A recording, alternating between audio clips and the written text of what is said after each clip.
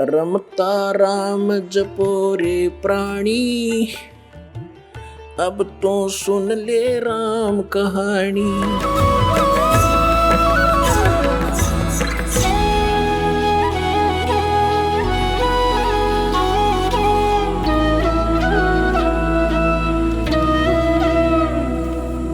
परमात्मा कहते संशय शोक सराय में सूतक दिन राती, और जीवित जग में जूती पड़े फिर जम तोड़े छाती। यहाँ बिरान मैटी हो ले गया संसार में, वो भूत बन के बुक्की में बोला है। और आगे कहते जम तोड़े छाती, यम के दूत बकलता रहेंगे। अब क्या बता रहे हैं परमात्मा कि यो सौदा फिर ना ही संतो, यो सौदा फिर ना ही। ये लोहे जैसा ताव जात है काया देश राही, और तीन लोक और भवन चतुर्दश सब जग सौदे आही। फिर बताते हैं कि ये दम टूटे पिंडा फूटे लेखा दरगाह माही, उस दरगाह में मार पड़ेगी त्रियम पकड़ेंगे बाही। वहां पर ना किसी की पेश चले, चाहे कोई राष्ट्रपति है, मृत्यु होने के बाद यम के दूत उसको गिरफ्त कर लेते हैं तुरंत, और वहां खड़ा कर देते हैं दरबार के अंदर। एक उदाहरण बताया परमात्मा ने अपनी वाणी में कि एक प्रियव्रत नाम का राजा था। उसने पहले तो तप किया, तप से उसको राज्य प्राप्त हुआ, और जब राज्य का समय पूरा हुआ तो यम के दूत पकड़ कर ले गए उसको, धर्मराज के दरबार में खड़ा कर दिया। यम के दूत जब लेने आए प्रियव्रत को, उसने कहा कि मुझे कुछ सांस और दे दो जीने के लिए। उसका बहुत लंबी आयु थी, बहुत लंबी आयु तक उसने राज्य किया था, और फिर भी जीने की आशा थी। कहा यम के दूतों से कि मुझे कुछ और सांस दे दो। यम के दूत कहने लगे खबरदार दे, तूने सांस लिया तो तेरे श्वास पूरे हो चुके हैं। चलो धर्मराज के दरबार में लेकर गए, वहाँ उसका अकाउंट बताया गया कि इतने वर्ष तूने तप किया था, उसके प्रतिफल में इतने वर्ष तूने राज्य कर लिया। अब बता कुछ करके लाया आगे के लिए। अब वहां तो सब पता होता है, उसकी जेब में पता लग जाता है कितना सामान है। कहने लगा जी नहीं, तकसीर होगी। कहने लगे इसका काला मुंह करो। अब प्रियव्रत कहता है मेरा काला मुंह क्यों किया जाता है, राजा था पूरी पृथ्वी का। तो धर्मराज ने कहा कि भक्ति के लिए भेजा था, भक्ति करे नहीं डले डोए। और फिर वो प्रियव्रत कहता गलती बन गई।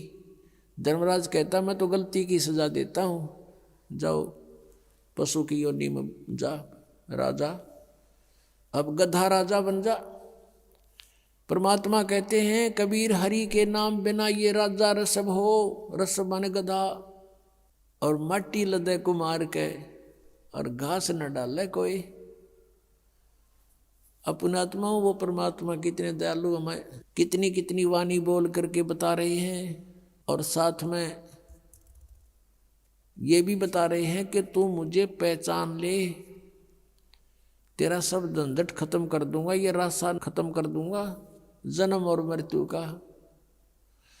तो पुणात्माओं कहते हैं उस दरगाह में मार पड़ेगी यम पकड़ेंगे बाही, जा दिन की मुझे डर नहीं लागे लज्जा रे कि नहीं। फिर क्या बताते हैं कि नर नारायण देह पातू फिर 84 जाही।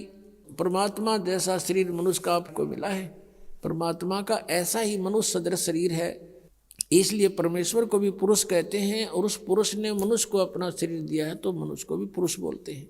तो क्या बताते हैं कि परमात्मा का जो मटेरियल है शरीर का वो हमारे जैसा नहीं है। सनाविरम शुक्रम अकायम, सनाविरम, उसका शरीर माता पिता के योग से बने शुक्र का नहीं है, उसकी शरीर में नाड़ी आदि का व्यवस्था नहीं है, वो स्वयंभू है, परिभू है, वो कबीर मनीषी है, सप्रियागात है, सबसे प्रथम देहधारी वही परमात्मा है।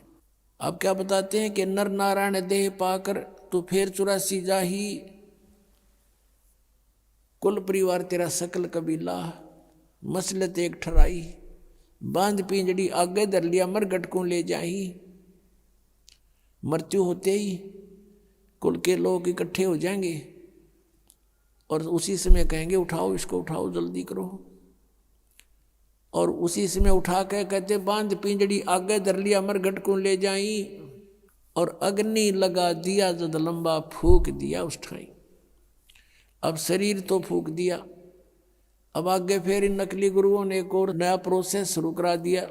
कहते हैं पुराण उठा फिर पंडित आए गुरुजी आगे, और पीछे गरुड़ पढ़ाई। तेरा गजब भैया। परमात्मा कहते हैं जो मरने वाला मर गया, और अब उसके उपलक्ष्य में गरुड़ का पाठ करा रहे हो तुम।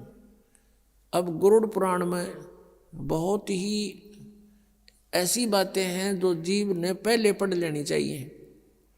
उसमें लिखा है कि एक ने ऐसा जुल्म किया था, उसका बेटा मर गया। उसने ऐसा अपराध किया था, उसकी आंखें फूट गई। एक ने ऐसा अपराध करते थे, उसके हाथ कटते हैं। यम के दूत आते हैं, जो भक्ति नहीं करते, सच्ची भक्ति नहीं करते, उनको पकड़ कर ले जाते हैं, जो दान धर्म नहीं करते। और आगे क्या देखते हैं कि ऐसी गर्म जमीन के ऊपर से ले जाते हैं नंगे पैरों उसको।